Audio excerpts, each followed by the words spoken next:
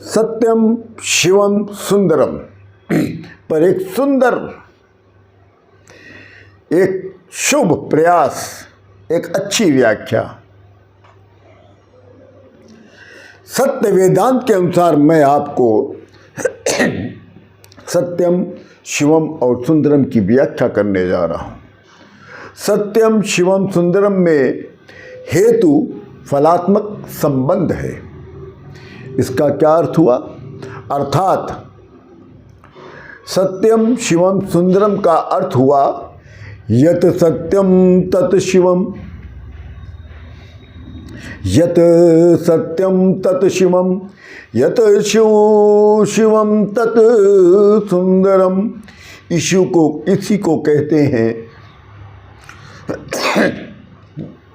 सत्यम शिवम और सुंदरम। शास्त्र को समझना हमारी बुद्धि की जिम्मेदारी है, बहुत बड़ी जिम्मेदारी है हमारी बुद्धि की। हम सब की बुद्धियों की एक जिम्मेदारी बनती है कि शास्त्र को समझा जाए, शास्त्र को पढ़ा जाए। शास्त्र को समझने के साथ साथ उससे हमारे अनुभव का भी तालमेल बैठाना चाहिए। हम सब की जिम्मेदारी बनती है शास्त्र को पढ़ना, शास्त्र को समझना और शास्त्र को समझने के साथ साथ उससे अपने अनुभव का भी तालमेल बैठाइए। यदि ऐसा नहीं होता है तो व्यक्ति विशेष का काम बिगड़ने लगता है। ऋषियों की तरह हमें भी सत्य की गहराई में प्रवेश करना चाहिए। वे कहा करते थे कि सत्य को छोड़ने का मतलब होता है ईश्वर को छोड़ना। ईश्वर ने सत्य को केवल समझा ही नहीं, ऋषियों ने सत्य को केवल समझा ही नहीं अपितु जीवन में उसका भरपूर प्रयोग भी किया। यही कारण है कि वो सत्यनिष्ठ से भी आगे प्रयोगनिष्ठ बन गए।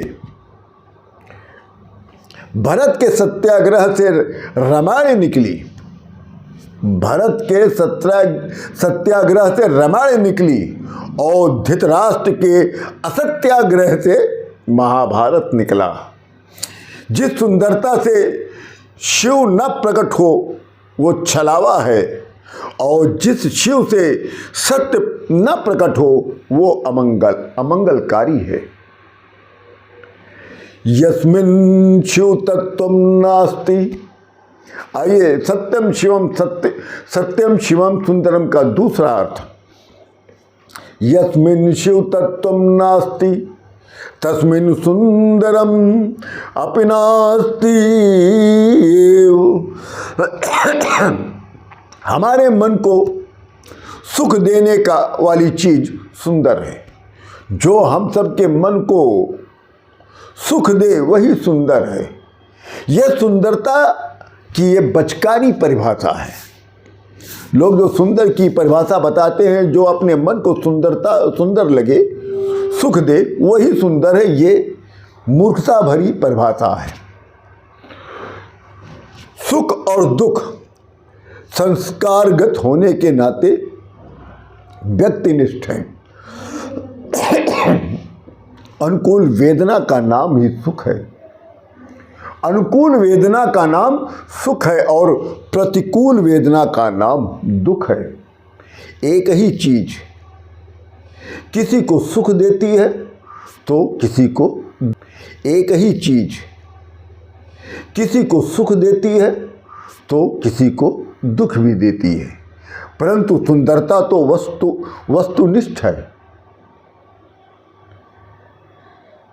हमारे शास्त्र कहते हैं कि जो कल्याणकारी है वही सुंदर है। पर यह जरूरी नहीं कि सुखद चीज सुंदर ही हो। गीता भी कहती है कि भोग का सुख भ्रामक है, भोग का सुख भ्रामक है और अंततः दुखवर्धक भी है। गीता आगे कहती है ये ही संस्पर्श जा भोगा दुख यो नय अवते। ऐसा सुख भी होता है जो शुरू में अमृत लगता है, किंतु उसका परिणाम विष के बराबर होता है, विष से भी भयानक होता है। यदि क्षणिक सौंदर्य बोध आगे चलकर दीर्घकालीन दुख का कारण बने तो वो कतई सुंदर नहीं है। कष्ट कारक होने के नाते वर्तमान में साधना भले ही असुंदर लगे, किंतु प्रगति में सहायक होने के नाते अंततः वही सुंदर होता है। गीता पुनः कहती है कि यत् दग्रे विषाम्यु परिणामे मृतोपमम्। गीता कहती कि यहाँ पर एक सवाल उठ सकता है कि जो कष्ट देने वाला है वो सुंदर कैसे हो सकता है।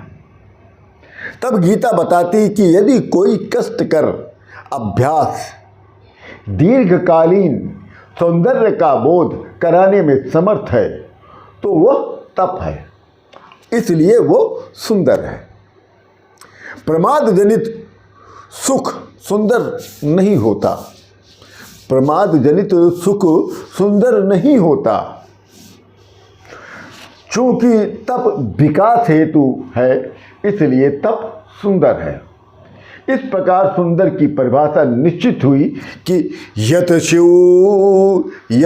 शिवम तत् सुंदरम, यत शिवम तत् सुंदरम, अर्थात शिव का अर्थ हुआ मंगल, जिसका अर्थ है कल्याण। इस प्रकार शिव में उत्कर्ष है, विकास यानी प्रगति है। शास्त्र बाहरी प्रगति का तिरस्कार नहीं करता, अपति सम्मान से उसे अभ्युदय कहता है। अशिक्षा से शिक्षा की ओर, दरिद्रता से समृद्धि की ओर, अपयश से यश की ओर और निस्तेज से तेज स्विता की ओर बढ़ना ही प्रगति कहलाता है। समृद्धि के पीछे कर्म कौशल होता है। प्रतिष्ठा किसी को उपहार में नहीं मिलती।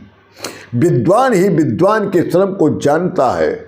विद्वान जानाति विद्वजन परिश्रम। श्रम तो स्वयं सुंदर है। क्यों? क्योंकि वो तप है। श्रम को तप कहा गया है। भीतरी प्रगति का भी प्रस्थान बिंदु जीवन मूल्य है। जीवत्व से ब्रह्मत्व की ओर जाना ही आध्यात्मिक प्रगति है। सत्य में स्थित होना ही प्रगति है। विनम्रता में अभ्यस्थित होना प्रगति है। भक्ति में प्रतिष्ठित होना प्रगति है। और शिव तत्व का अर्थ ही है प्रगति या कल्याण। अतः ये मानकर चलिए कि जो शिव है वही सुंदर है और जीवन दर्शन की प्रमाणित मंगलमयी कसौटी सुंदर है। सत्यम शिवम सुंदरम।